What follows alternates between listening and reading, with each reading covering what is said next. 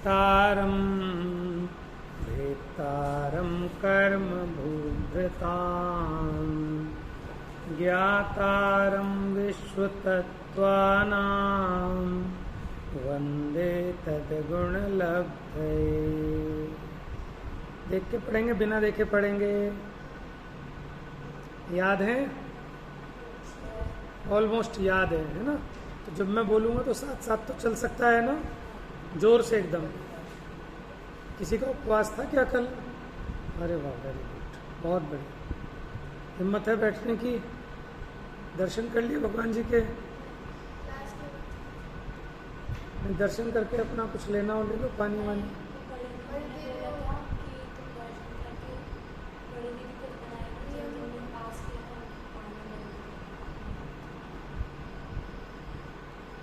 पानी तो ले लिया था ना कल? ठीक है। तबीयत पहली बार किया है, करते रहते हो? पहली बार किया है, वेरी गुड। कुछ नहीं बिगड़ता है, तो आदत पड़ जाती है। जब करते हैं ना तो धीरे धीरे बॉडी भी एडजस्ट कर लेती है और आदत पड़ जाती है। फिट रहते हैं, बीमार नहीं पड़ते। हफ्ते में एक हमारी 14 आ जाती है, एक अष्टमी आ जाती है। इसलिए हफ्ते में अगर जो एक उपवास कर लेता है ना, वो कभी बीमार ही नहीं पड़ सकता। क्योंकि जितने भी ऐसे बॉडी में इस तरह की जो चीज़ें होती हैं वो सब अपने आप क्लीन हो जाती हैं, डिटॉक्स हो जाती हैं। चलिए, बहुत बढ़िया। इसका भी उपवास है क्या? है? तबीयत ठीक है? बैठोगे पहले, कुछ पानी वानी की क्या होगी? चलिए, बहुत अच्छी बात है बेटा। चलिए, पढ़ना स्टार्ट करें। लगभग कंप्लीट है चैप्टर। एग्ज़ाम कब देने का मन है? कब मतलब? तो इतने टाइम हम क्या करेंगे अभी? अच्छा, ओवर कब हो जाएंगे? अभी क्या हो गई? 11-12। तो इतने हम क्या करेंगे फिर? ऑफ करेंगे फिर क्लास। आप ही का?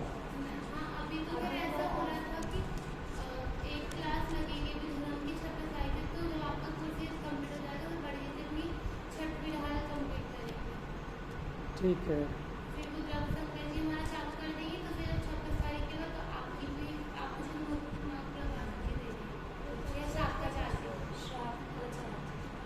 कोई बात नहीं।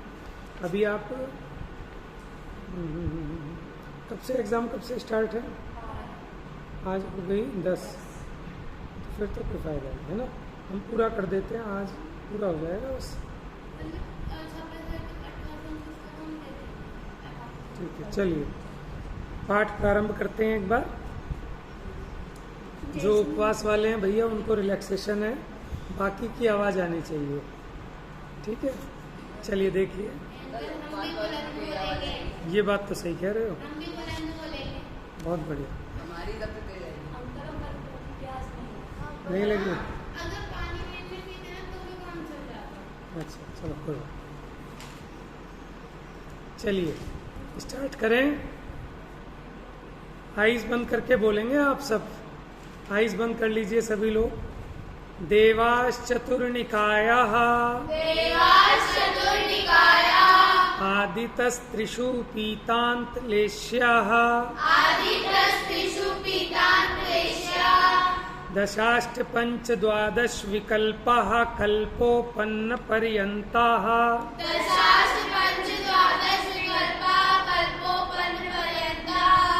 इन्द्रसामानित्रायस्त्रिंश पारिषदात्मरक्षलोकपालानि प्रकीर्णकाभियोग्य किल्बिषिकाश्चैकशः।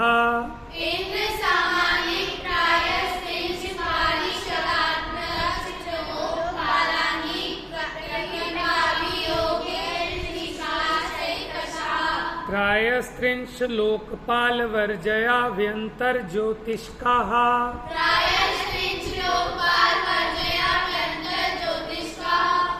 पूर्वयोर्द्वीन्द्राः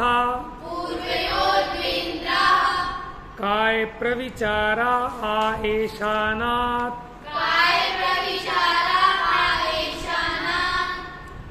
मैं बोल रहा हूँ तो आपको सुनने के लिए रिपीट कर सकते हैं फटाफट, अगर लर्न नहीं है तो भी ध्यान से सुनिए और फिर बोलिए। थोड़ा उधर होके बैठ ज्ञान, इधर हो जा तो जोर से एकदम। काय प्रविचारा आएशानात् शेषः स्पर्श रूप शब्द मनः प्रविचारः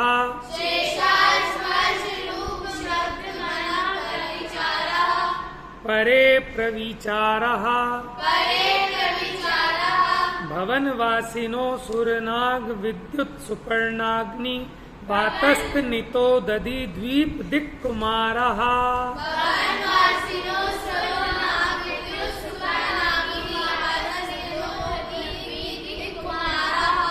व्यंतरः किन्नर किम पुरुष महोरग गंधर्व यक्ष राक्षस भूत पिशाचाः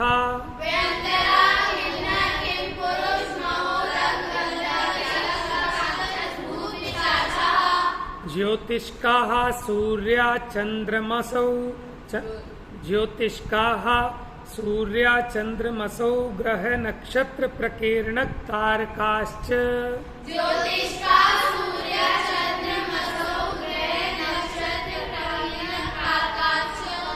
मेरु प्रदक्षिणा नित्यगतयो नृलोके तत्कृतः काल विभागः। साथ साथ हिंदी समझ में आ रही है आपको? इसका अर्थ तो ख्याल में ले रहे हैं ना? पूछ लूंगा एकदम किसी से भी बीच में। बहिर्वस्थितः रिद्धि, इसका अर्थ बताएं। बहिर्वस्थिता का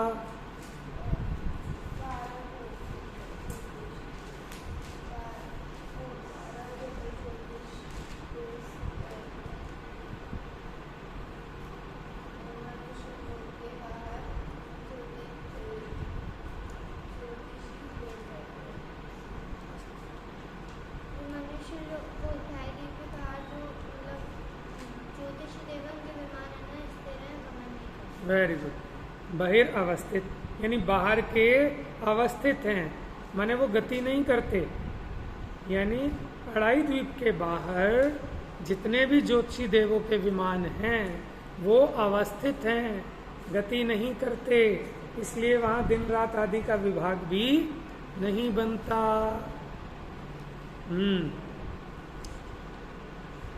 वैमानिकाः कल्पोपपन्नः कल्पातीताश्च। ठीक पढ़ो दोबारा से। कल्पोपपन्नः, कल्पोप फिर पन्ना अलग है। कल्पोपपन्नः ये किसके भेद हैं? कल्पोपन्न और कल्पातीत। ठीक है, आगे पढ़िए। उपरि इसका अर्थ बताएगी विदुषी।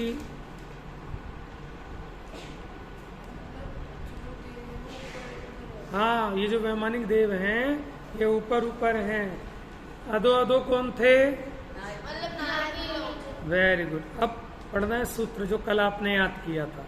ठीक है, माइंड को कंसंट्रेट करके जोर अच्छे से। सो धर्मय शान सानत कुमार माहेंद्र ब्रह्म ब्रह्मोत्तर लांतव कापिष्ट शुक्र महाशुक्र शतार सहस्रारे श्वानत प्राणत योरारणाच्युत योर नवसु ग्रैवेयकेषु विजय वैजयंत जयंता पराजितेषु सर्वार्थ सिद्धौ च।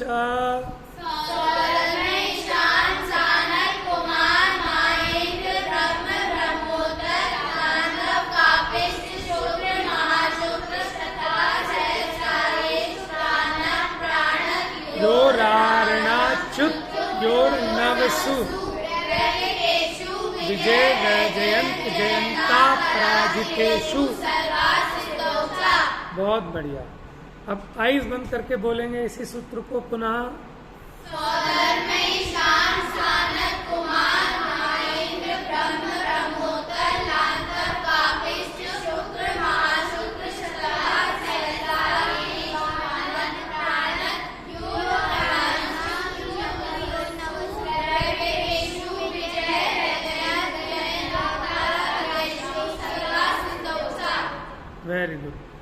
ऊपर से देव ही ना आ जाए आपके नाम सुन के, ये इतने मंत्रों का उच्चारण जोरदार कर रही हैं सारी विदुषियाँ, तो वहाँ से उस स्वर्ग से देवी हिल जाए एकदम, है ना।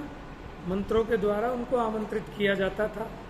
जब बड़े बड़े पंच कल्याणक विधान आदि होते हैं तो ये जो मंत्र बोले जाते हैं, इन मंत्रों से उनकी माने उनको आवाहन करते हैं कि आओ हम जिनेंद्र भगवान का पूजन कर रहे हैं, आप भी हमारे साथ सम्मिलित होकर पूजा करो, है। देखो अब इस काल में तो वैमानिक देवों का आगमन बंद हो गया है, लेकिन भवनवासी वेंतर ये तो है ना, ये तो आते हैं, रहते हैं, आपको पता नहीं इधर उधर रहते हो, मंदिर में भी यहाँ वहाँ सब जगह, हाँ बैठे हो, नहीं तो क्या बात है, तो देव हैं, ठीक है। चलिए बहुत बढ़िया, बहुत प्रसन्नता हुई कि आपने बहुत अच्छे से उच्चारण भी किया। उच्चारण भी मन से होना चाहिए, ठीक है। आपको खुद ही पढ़ने में अच्छा लगेगा, आप रिफ्रेश हो जाएंगे एकदम। जिनको आलस आ रहा है वो खड़े हो जाएं, खड़े हो जाओ बेटा, बिल्कुल एकदम सीधे। अब जोर से सूत्र पढ़ के सुनाना है, बोलो। जब तक जोर से आवाज नहीं आएगी तब तक पढ़वाता रहूंगा बार बार। जल्दी आओ बेटा, गया बोलो जल्दी से।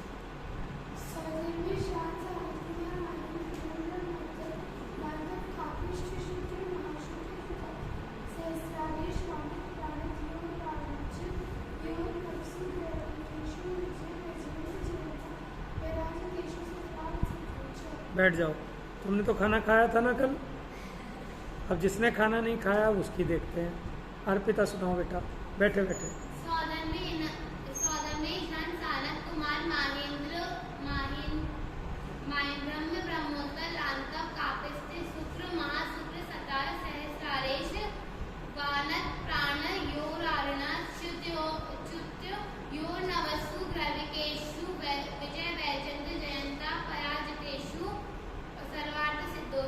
वेरी गुड, दीदी से टिप ले लेना, बुलंद आवाज कैसे बोली जाती है? सृष्टि लड़ना अच्छे से, हैं? तुम वहां से सुनाओ, सहस्रारे, सहस्रार से सुनाओ।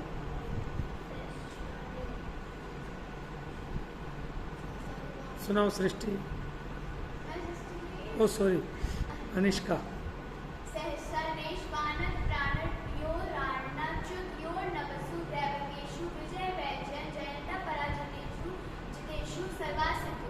वेरी गुड, रिद्धि सुनाएंगे यहीं से। सहस्रारे श्वानत प्राणत,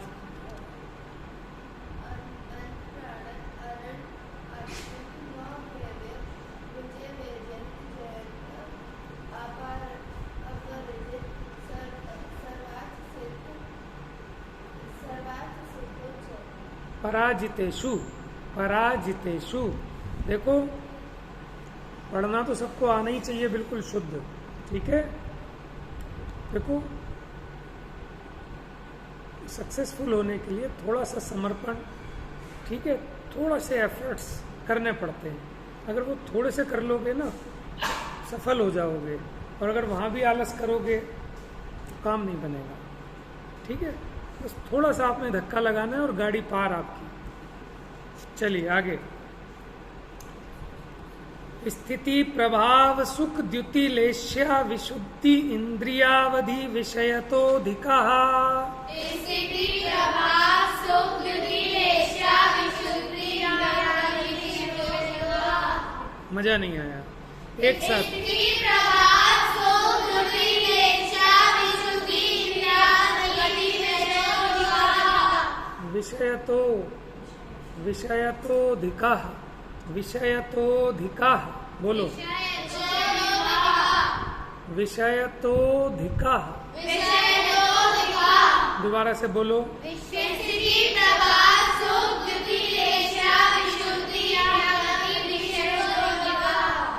हाँ बैठ रहो, खड़े हो जाओ बेटा। ये क्यों खोला आपने पेन? खड़े हो जाओ बिल्कुल, कॉपी लेके खड़े हो जाओ सीधे। ध्यान दो बेटा नीचे। अब कॉपी बंद, सुनाओ पहले वाला सूत्र बिना देखे, जोर से।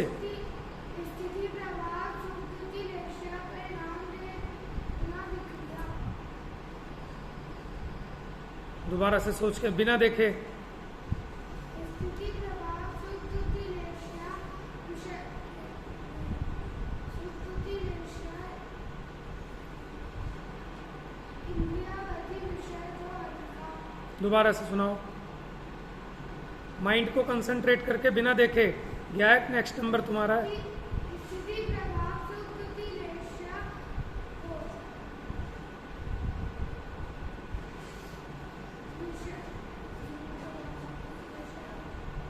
सृष्टि बेटा खड़े होकर सुनाओ, चलो जल्दी से खड़े रहो बस ऐसे ही। सृष्टि सॉरी रिद्धि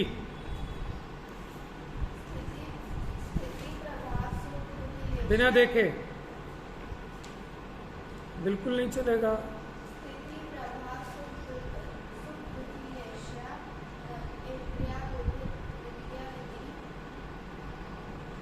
खड़े हो जाओ, उपवास है क्या तुम्हारा भी? खड़े हो जाओ। विदुषी विदुषी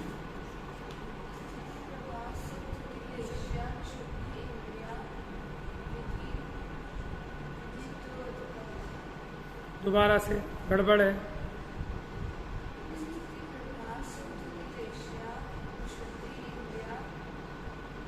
तबीयत ठीक है? तुम्हारा भी उपवास है?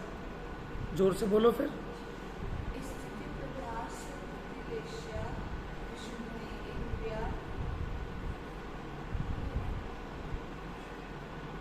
एक तो इंद्रिय ज्ञान और दूसरा कौन सा ज्ञान?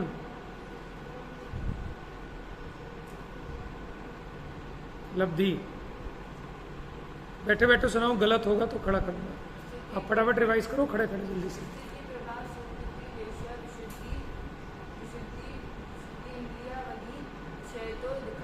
दोबारा से बोलो एक साथ जोरदार। स्थिति प्रभाव सुकृति लेशा विशुद्धि इंद्रियावधि विषय तो देखा। बोलो जिनांशी। स्थिति प्रभाव सुकृति लेशा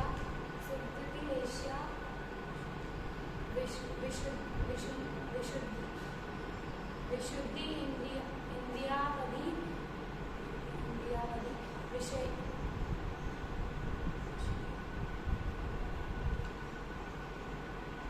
खड़े हो जाओ, खड़े हो जाओ। चलो तुम बैठे रहो भाई, बैठ जाओ। हाँ सुनाओ, बोलो भाई अर्शिता। स्थिति प्रभाव सुकृति लेशा विशुद्धि इंद्रिया अवधि विषय तो अधिका। विषय तो अधिका। सुना भाई अब सही से एकदम जोरदार।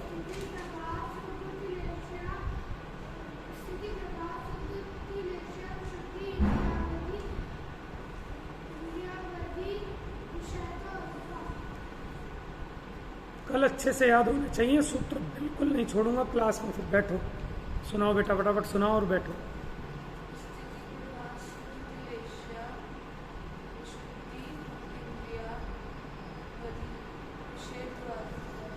बैठ जाओ, एक साथ अभ्यास करो, एक साथ बोलने का।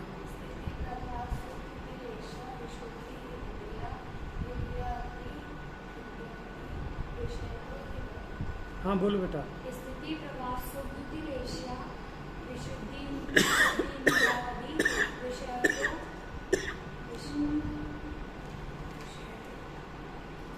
तो दिखा। बैठ जाओ, बैठ जाओ। क्यों खोल रहे हो बेटा इसको? खोला क्यों था?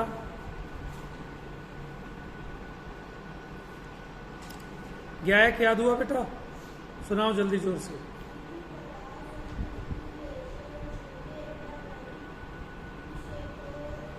Very good. नेक्स्ट सूत्र बोलेंगे जल्दी से। देखो रोज अगर मैं इस तरह बच्चों की तरह रिवाइज कराता रहूंगा फिर कैसे करा पाऊंगा कंप्लीट इसको। हाँ, गति शरीर परिग्रह अभिमान तो हीना।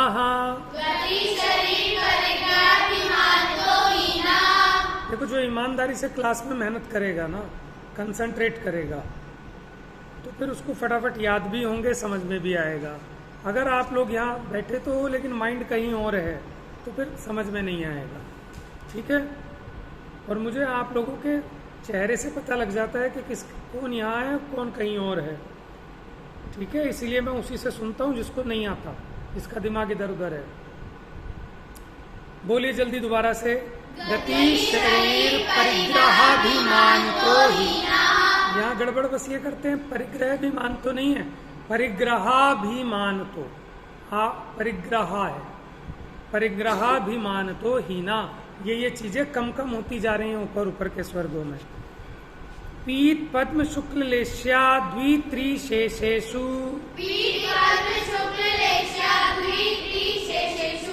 प्राग्रैवेयकेभ्यः कल्पः,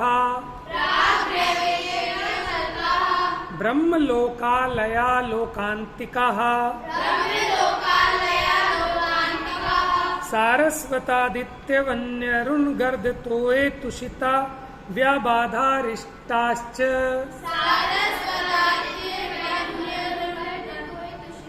वन्यरुणगर्दतोये, वन्यरुण तुषिता व्याबाधारिष्टाश्च। पुनः सारस्वतादित्य वन्यरुण गर्दतोये तुषिता व्याबाधारिष्टाश्च। पुनः देखो मेरे साथ एक बार बोलना। सारस्वतादित्य वन्यरुण, सारस्वतादित्य वन्यरुण गर्दतोये तुषिता व्याबाधा रिष्टाश्च। बोलिए।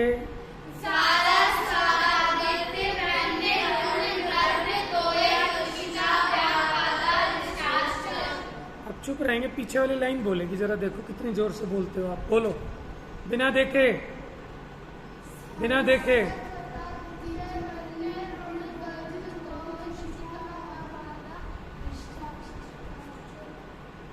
नेक्स्ट बोलो बेटा। वन्य ऋण, अरुण अलग से नहीं बोलोगे, वन्य ऋण बोलो।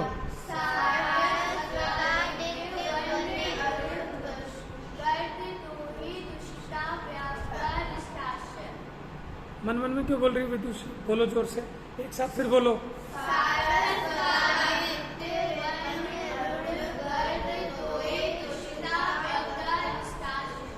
व्याबाधा। अब तुम 3 और 3 6 जने मिलके बोलना जरा एक बार, पीछे वाले 6।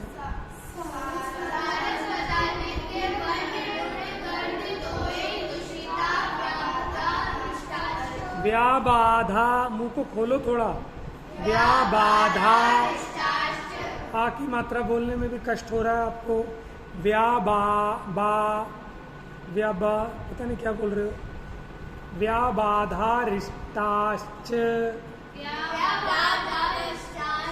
पूरे दिन तो चपड़ चपड़ चलती होगी, लेकिन ये बोलने में मुंह को आलस हो रहा है। ठीक है, मुंह को खोल के बोलो, पूरा शुद्ध उच्चारण करो। बताया था आदि बीमारियां खत्म। चलिए अभी आगे वाली 5 बच्चियां बोलेंगी। सुपर हिट है।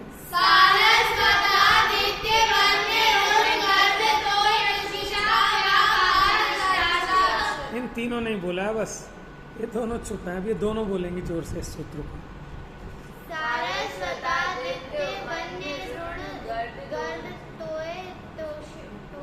तुषिता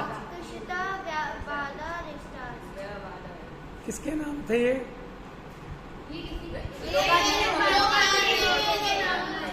चलिए आगे बोलते हैं। विजयादिषु द्विचर्मः। विदुषी इसका अर्थ पता है? विजयादिषु द्विचर्मः। देख के थोड़े ना, देख के तो सब बता देंगे।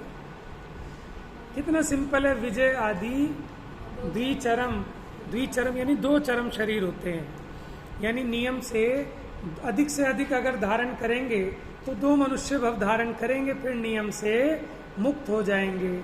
विजयादिशु का अर्थ क्या किया था हमने? कौन बताएगा?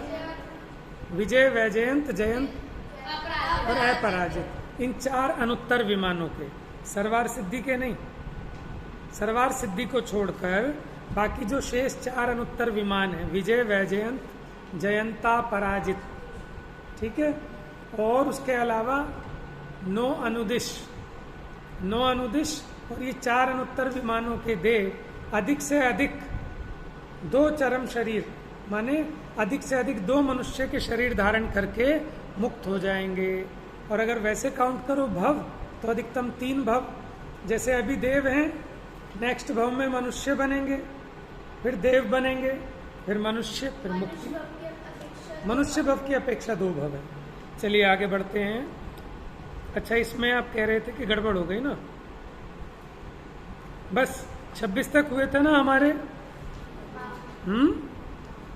चलिए कॉपी बंद, सॉरी कॉपी खोलिए।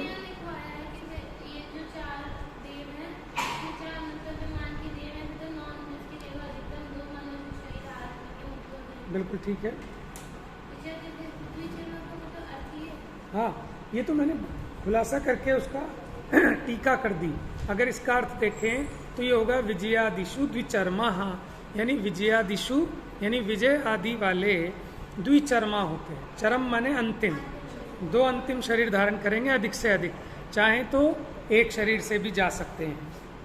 चलिए अगला सूत्र क्या है, पंचम अध्याय। कल गलत लिख रहा था ना मैं, शेषा तिर्यक योनया।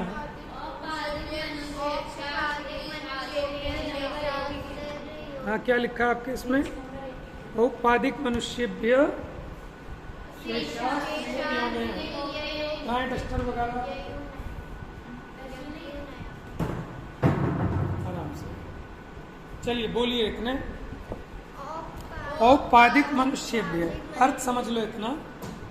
औपाधिक किस किस का जन्म होता है, उपपाद जन्म वाले कौन कौन है, देव और कौन सा जन्म है इनका, उत्पाद है कि उपपाद है, उत्पाद जन्म। देखो बोलो जरा सूत्र क्या है,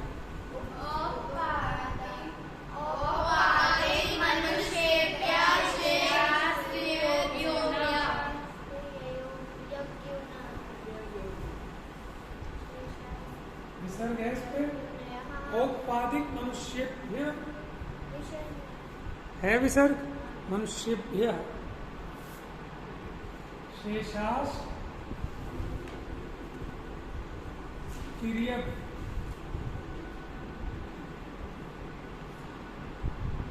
योनया। देखो भाई, औपाधिक जन्म वाले कौन कौन होते हैं, देव और नारकी।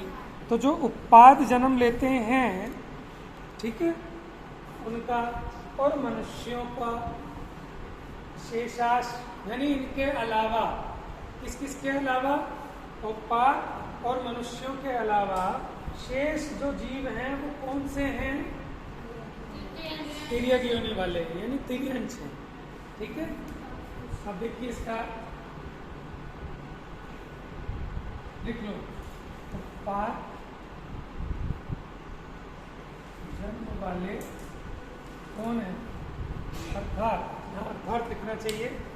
उत्पाद जन्म किस किस का होता है, देव और नारकी। आपको पता है उपपाद शैया होती है जहाँ उत्पन्न होते हैं देव, लेकिन नारकियों के लिए उनके उपपाद बिल होते हैं, ऊपर से टपकते हैं, जैसे मधुमक्खी का छत्ता देखा है ना आपने, उसमें से उत्पाद जन्म वाले अर्थात लिख लो कब, देव नारकी एवं मनुष्यों के अलावा शेष जीव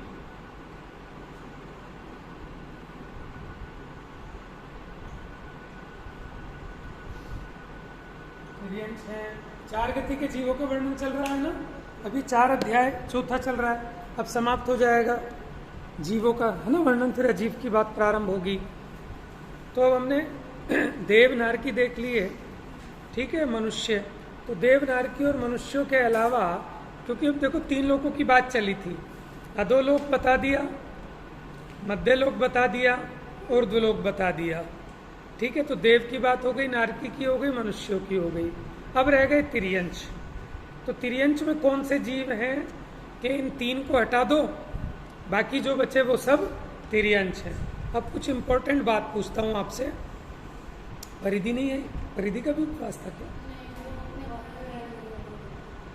अच्छा, हाँ बेटा। अब आप ये बताओ, सुनना जरा, ये जो कल्प वृक्ष होते हैं ये कौन सी गति के जीव होते हैं? कल्प वृक्ष कौन सी गति के जीव होते हैं? अच्छा, आप छांटने का तरीका देखो, क्या देव होते हैं, नारकी होते हैं, मनुष्य होते हैं, तो कौन सी गति के बचे? तो क्या हो गया? गति कौन सी? गतियां तो 4 ही है ना। अच्छा ये बताओ, जो जल है, जल वो कौन सी गति के जीव हैं? जल का एक जीव तिर्यंच गति के। वायु का एक जीव निगोदिया जीव। पेड़, समझ में आ रहा है क्यों त्रियंच? क्योंकि देव, नारकी और मनुष्य, इसके अलावा जो बचे वो सारे त्रियंच हैं। देखो, असैनी पंचेंद्रिय तक के सभी जीव कौन सी गति के जीव होंगे? क्यों?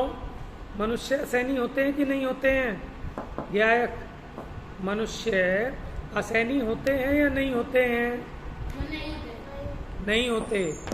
मनुष्य, देव और नारकी ये सब नियम से सैनी पंचेंद्रिय ही होते हैं। लिख लो,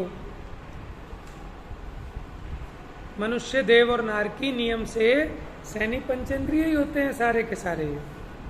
इनमें असैनी नहीं होते। मनुष्य, देव और नारकियों में असैनी नहीं होते। यानी ये कौन से हैं? ये सैनी पंचेंद्रिय है।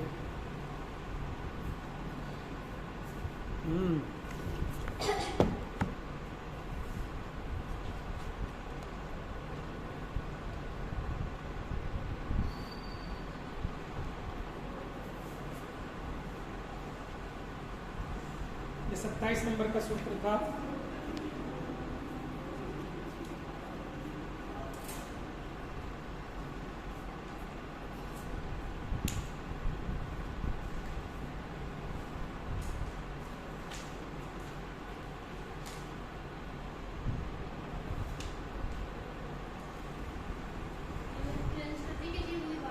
नहीं जी, सिर्फ बता दिया, तो दूसरे अध्याय में आ गई थी कुछ थोड़ी बहुत, है ना। चलिए अब इस सूत्र को बोलेंगे आप लोग अपने आप, बिना देखे कौन सुना सकता है? हाँ सुनो बेटा।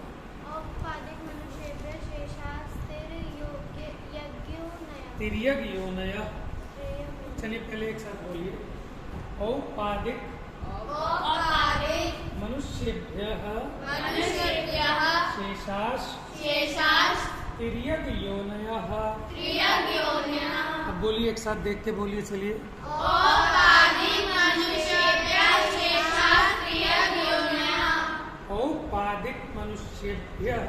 शेषाश तिर्यग योनयः।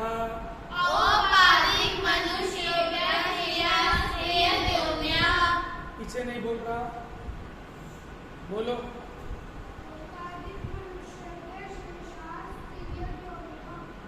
इतने पीछे को चले गए हो, मच्छर खा रहे हैं। चलो, तो 5 जन्म वाले और मनुष्य, इनके अलावा शेष कौन से गति के हैं? त्रियंच गति के।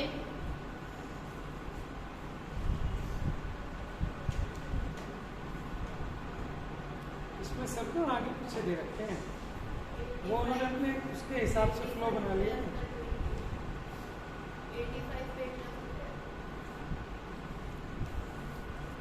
ये वाला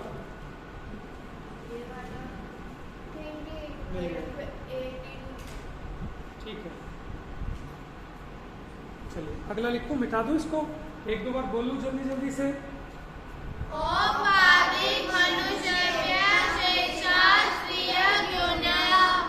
तिर्यग, तिर्यग बोलो।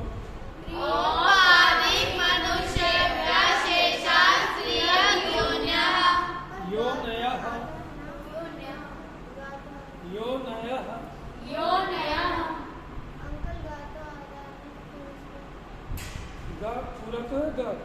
आधा है। आधा है आपके उसमें? मैंने गलत लिख दिया था।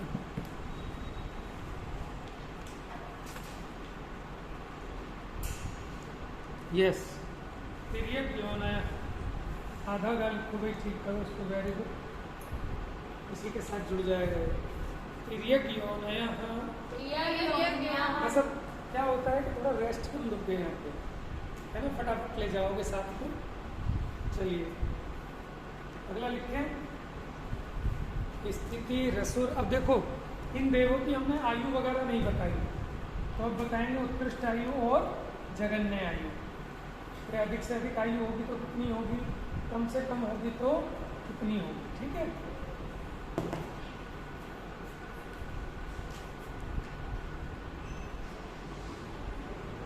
रसुर, अरे अच्छा,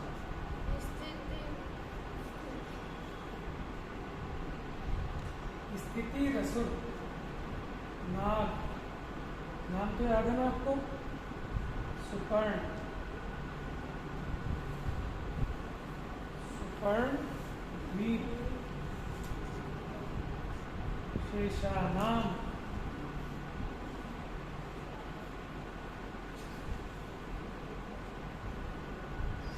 सागरोपमा, सागरोपम, सागरोपम त्रि, सागरोपम त्रिपल्योपम,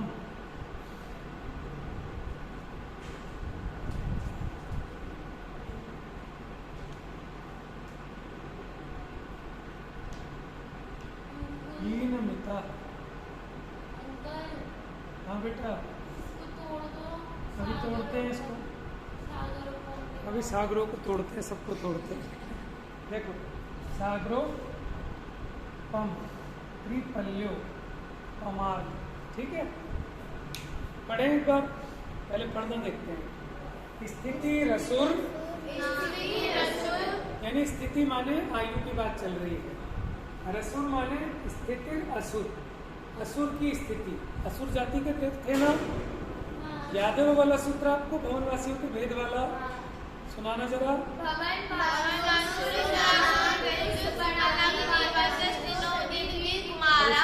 सारे नाम लिखने नहीं, सिर्फ क्या बताया, जो हम पढ़ते ना भवनवासिनो सुर, एक्चुअल में भवनवासिनो असुर है, असुर है, असुर पढ़ेंगे वैसे भवनवासिनो सुर, अपने आप आ जाए। तो असुर, नाग, सुपर्ण और द्वीप, ये थे ना, इनके पूरे नाम क्या है, असुर कुमार, नाग कुमार, सुपर्ण कुमार, द्वीप और शेष, माने और जितने इनके भेद बचे, कौन कौन से, द्वीप कुमार क्या है, वातस्तनितो, दधी, द्वीप तो यहाँ के, इसके अलावा सागरोपम, अब सुनो, त्रिपल्यो पमार्ध हीनमिता, तीन पल्ले, सुनो एक मिनट, सुनो सुनो सुनो, सागरोपम यानी एक सागर, इसकी असुर की कितनी है, एक सागर, ठीक है। अब आगे देखो, त्रिपल्य, तीन पल्ले किसकी, नाग की, कितनी, पल्ले। आगे देखो, अर्धहीनमिता, अर्ध माने क्या हो गया, आधा, क्या हुआ बेटा, अर्ध माने हीन माने कम, ठीक है, आधा आधा कम करो इसको। ये तीन पल्ले थी तो इसकी कितनी बचेगी, सुपर्ण कुमार की, आधा कम करने में आता, 2.5, ढाई, क्या बोलते हैं उसको, ढाई, ढाई का दूसरा नाम क्या है, अढ़ाई, ढाई द्वीप तो पढ़े हैं आपने, अढ़ाई द्वीप, मनुष्य लोग मत लिख देना पर यहाँ पर, ठीक है। तो कितनी हो गई इसकी, 2.5 पल्ले सुपर्ण कुमार की, फिर आधा आधा कम करते जाओ, द्वीप कुमार की कितनी हो गई, 2 पल्ले, और बाकी शेष की कितनी हो गई,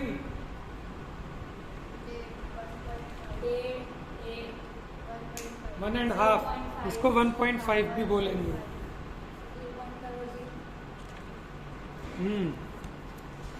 आसान है, मुश्किल नहीं है।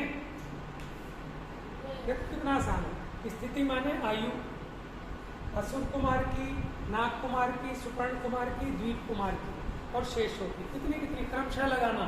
दिख रहा है बोर्ड? सागरोपम यानी एक सागर, इसकी पहले वाले की असुर कुमार की। फिर क्या कहता? त्रिपल्ले, फिर नाग कुमार की 3 पल्ले, फिर अर्धहीन मिता, आधा आधा कम कम करो। तो 3 पल्ले से कितनी रह गई? 1.5 ठीक है, 2.5 पल्ले। फिर द्वीप कुमार की 2 पल्ले और शेषों की 1.5 पल्ले। अब शेष में कौन कौन से आ जाएंगे? 10 भेदों में से ये भेद हटा देना, बाकी जो बचे उन सबकी। क्लियर? बाकी सबकी कौन कौन से बचे? भवनवासी में सुरनाग, सुपर्णाग्नि, अग्नि आएगा, वातस आएंगे, ठीक है, वात कुमार, स्तनित कुमार, दधि कुमार, दिक कुमार, इन सबकी कितनी है? अच्छा, इन सबकी 1.5। हाँ 1.5 1.5। मतलब एक क्वेश्चन था, पूछिए। ऐसा मतलब डिस्क्रिमिनेशन क्यों के पैमाने की तो स्वर्ग रहेंगे, बाकी सारे स्वर्ग नहीं रहेंगे? देखो किसी ने किया हो तब तो आपका एक क्वेश्चन अराइज होता है कि डिस्क्रिमिनेशन है। ये तो अनादि निधन व्यवस्था है, ठीक है। अब जैसे कोई सोचे कि ऐसा डिस्क्रिमिनेशन क्यों कि लड़कियां तो सूट पहनेंगी, लड़के क्यों नहीं पहनेंगे? समझ में आया है? जैसे त्रियंच, ये 4 पैरों से क्यों चलते हैं, इंसान 2 पैरों से क्यों चलता है? ये उसकी स्वभावगत विशेषताएं हैं। किसी ने करके ऐसा अलग से किया हो ऐसा नहीं है, वो तो अनादि निधन रचना है। अनादि निधन तो स्वभावो तर्क गोचरा, ये जो स्वभाव होता है वो तर्क से अगोचर होता है, वहाँ तर्क नहीं चलते। हाँ, किसी ने बनाया हो, किसी ने नया कार्य प्रारंभ किया हो, वहाँ तो आपका लॉजिक खड़ा होता है। जो अनादि से है वो किसी ने बनाया नहीं, इसलिए क्वेश्चन ही नहीं कह सकते कि ऐसा क्यों। जैसे अभव्य जीव कभी मोक्ष नहीं जाएंगे, कुछ भव्य हैं, तो आपको प्रश्न खड़ा होगा कि ऐसा क्यों, कि बेचारे उन्होंने क्या गलती कर दी कि वो अभव्य बन गए। अरे बन नहीं गए, वो अनादि से चीज ऐसे ही है। किसी ने बनाया हो तब तो ये बात खड़ी हो, लेकिन किसी ने बनाया नहीं है।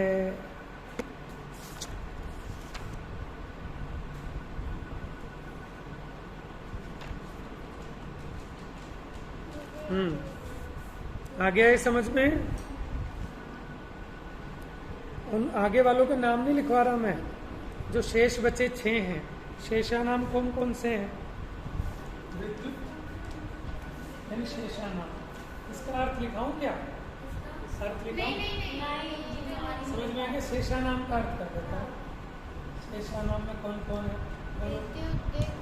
विद्युत, अग्नि कुमार, वात कुमार, विद्युत सुपर्णाग्नि,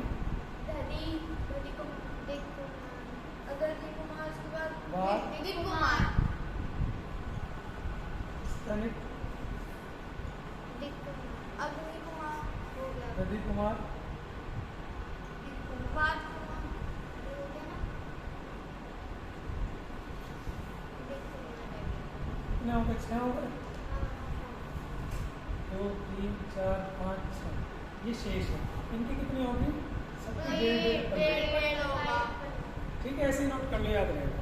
3 पिता का माने कम कम होती जाती है, अर्ध मैंने आधा पल्ले, सागरोपम माने 1 पल्ले, फिर सॉरी 1 सागर, सागरोपम माने 1 सागर।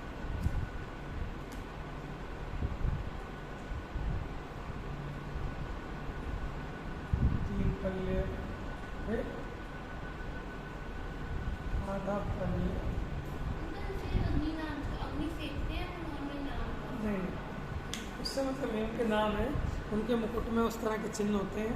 पंडित जी ने बताया था ना, अग्नि कुमार देव आते हैं, तो नाखून और केश बच जाते हैं, उनके मुकुट से एक अग्नि निकलती है और उससे वो उनके नाखून केशों को भस्म कर देते हैं। तो ऐसा नहीं है कि वो अग्नि रूप है, तो अन्य मते वाले दिखाते हैं शिव पुराण, विष्णु पुराण में कि वायु कुमार ने हवा चला दी, अपने कुमार ने आग लगा दी। ठीक है, बस एक छोटा सा है। सोधर्मे शान्यो सागरो कमे धिके, सोधर्मे शान की बता रहे हैं, ऊपर ही लिखता है। ये नोट कर लिया आपने? कर दूँ इसको साफ? बेटे थोड़ी अपनी चेयर एडजस्ट करके बैठो ना, ऐसे बैठो कि क्लियर दिखे। ऊपर की लाइन मिटा दूँ? ये लिख लिया आपने सब? स्कूल को नहीं जाना आज किसी का? नहीं, छुट्टी।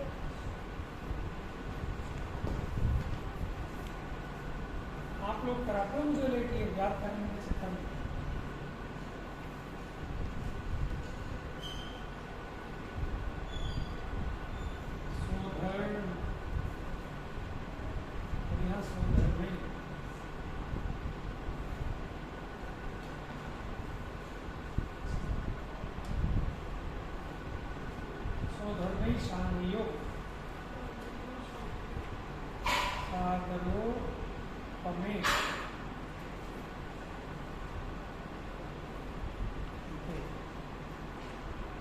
सोधर्म और ईशान में एक सागर से कुछ अधिक की आयु होगी।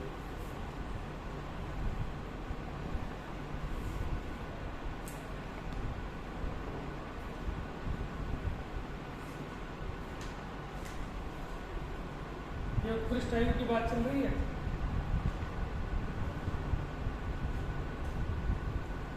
देख लो जल्दी। नहीं जी, कुछ अधिक।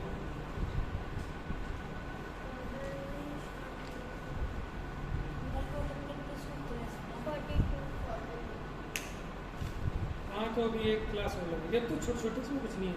जगन्य आयु और उत्कृष्ट आयु होता है, फिर समाप्त है। सौधर्म ईशानियों सागरों कमय अधिके। सौधर्म और ईशान में एक सागर से कुछ अधिक की उत्कृष्ट आयु होती है।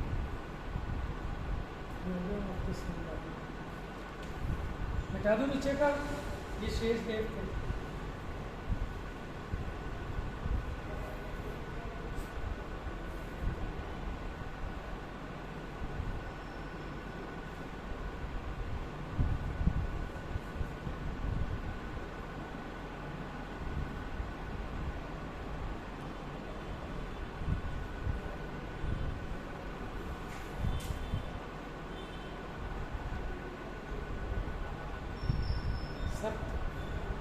यानी सानत कुमार और महेंद्र की कितनी आयु उत्कृष्ट आयु? 7 क्या? हाँ 7 कुमार और महेंद्र स्वर्ग में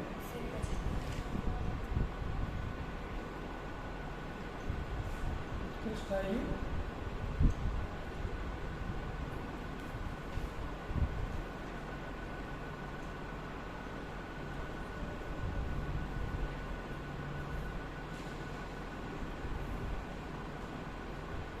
अधिक वैसे है।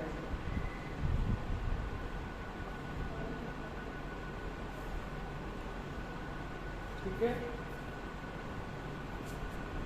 ऊपर वाला मिटा दूं? बोलो जब याद हो गया। सौधर्म ईशानियो सागरो कमय अधिके। सौधर्म ईशानियो सागरो कमय अधिके। याद हो गया? सानत कुमार महेंद्रयो सप्त, यानी इनकी कितनी है? 7 सागर से कुछ अधिक की आयु है। ठीक है, बस आज का अंतिम सूत्र, क्योंकि इसी से रिलेटेड है इसलिए बता रहा हूँ साथ साथ। तो आप कहोगे भैया ने एक एक कहा था, एक सबको बढ़ा देते।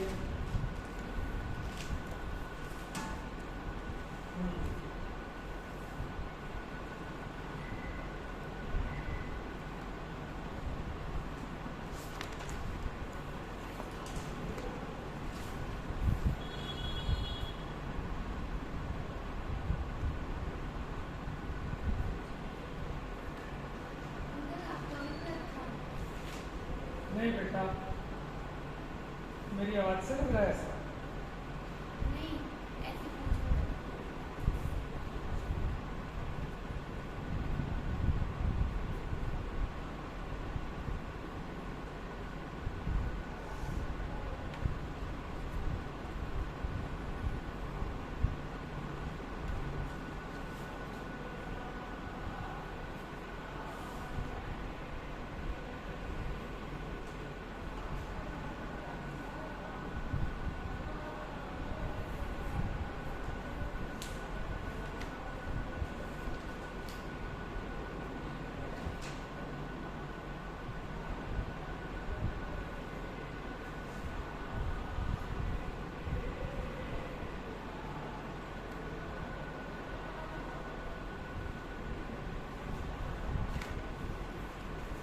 अब इस सूत्र को बस समझने का है, थोड़ा सा कैलकुलेटिव है ये।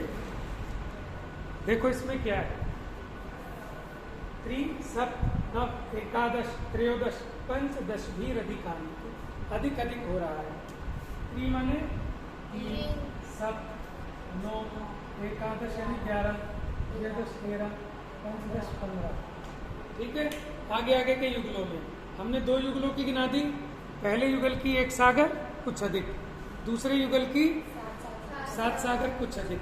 अब आगे के युगलों की देखें, नाम नहीं लिखूंगा मैं, ऐसे ही बता देता हूँ। देखो तीसरा युगल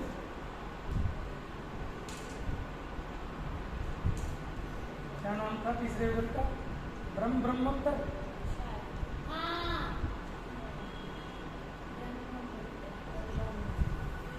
यहाँ कितनी होगी? 3 अधिक। किससे 3 अधिक? इससे पहले वाले की कितनी थी? 7 थी ना, तो 7 में 3 अधिक यानी 10 सागर से। ये कंप्लीट ये नीचे सूत्र है क्या? बचाओ नीचे है क्या सूत्र? पूरा हो गया ना, 3 एकादश पंचदशवी अधिकानी थी।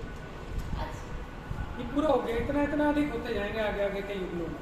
देखो तीसरा युगल हो गया। अब चौथे युगल में देखो क्या नाम था, तो चौथे युगल का दांतक का पिष्ट।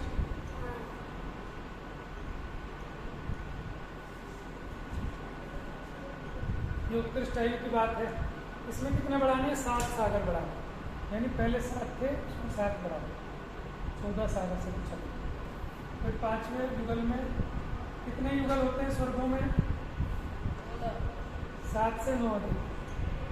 एक बार मैं चेक कर लूँ कि गलती तो नहीं कर दी मैंने।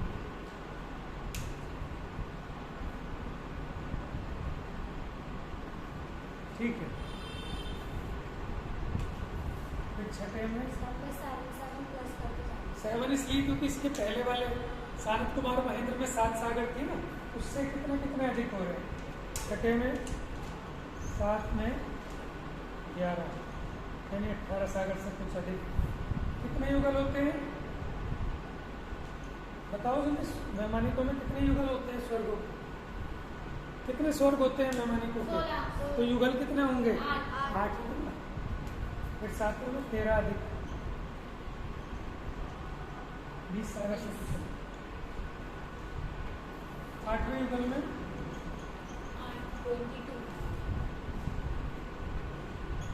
7 + 15 यानी आप बता सकते हो कि 16वें स्वर्ग में कितनी आयु है? उत्कृष्ट आयु कितनी है 16वें स्वर्ग? ऐसे बिल्कुल मत बैठा करो बेटा, खड़े हो जाओ जब थोड़ी देर, इधर साइड में खड़े हो जाओ, इधर साइड में खड़े हो जाओ। बताओ जल्दी 16वें स्वर्ग में उत्कृष्ट आयु कितनी है? हाँ 22 सागर। सागर लिखा है सब में। डू मतलब ऊपर वाला जैसा चल रहा है सेम। ठीक है, फिर पेपर में लिख के आओ 20 डू।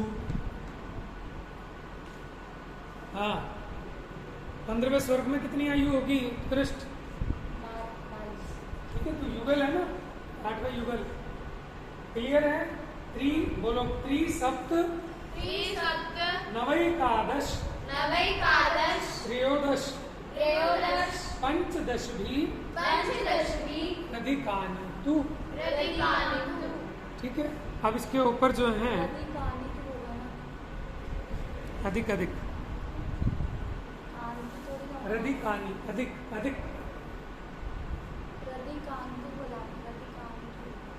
मैंने क्या बोला? रधिकानी तू तो बोला। रधिकानी तू। अच्छा, छोटी की मात्रा है ना बेटा, उसका छोटा उच्चारण होगा।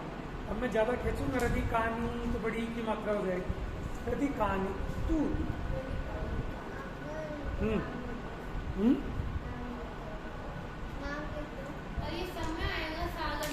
ये वाले ना लांतक का पिष्ट लिख लो। आपको सूत्र तो याद है? तीसरे के ब्रह्मोत्तर, चौथे के लांतक का पिष्ट, शतार सहस्रार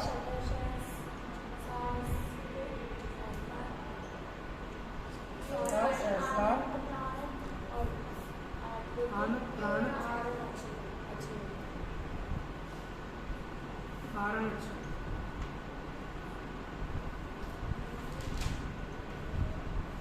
हो गया जी। अब आगे के 9 ग्रहवेक में 9 अनुदिश में कैसे कैसे आयु होती है, बहुत आसान है। आगे 9 ग्रहवेकों में एक एक सागर बढ़ती जाएगी बस, वो कल चर्चा करेंगे, परसों। कल तो ऑफ है आपका, परसों से ऑफ है, परसों क्लास नहीं होगी आपकी, पेपर है क्योंकि। तो अब क्लास कब से स्टार्ट होगी जब बता देना आप मुझे। अंकल की तो होगी ना, आपकी लोगे सुबह मॉर्निंग में क्लास, एक क्लास तो चलेगी। डिस्टर्ब नहीं होगा आपको पढ़ाई में? कल अगर आपकी क्लास में अरे है तो तो अंकल पढ़ते पढ़ते पढ़ते पढ़ते कितना हो जाएगा, और अगर टाइम क्लास नहीं होती तो हम सोते रहे। चलो फिर तो जरूर होनी चाहिए। अच्छा लगता है नहीं अच्छा है, सुबह सुबह ऐसे कठिन, कभी भी सुबह के समय हल्की क्लास में रखना, सुबह के समय ऐसे कठिन विषय की क्लास रखना, या तो कोई करना नहीं होती, ठीक है ना, जैसे गोमट सार हो गया, हाँ कठिन विषय की, क्योंकि सरल विषय होगा तो फिर तो सो जाओगे आप। चलिए, जावाणी के ज्ञान से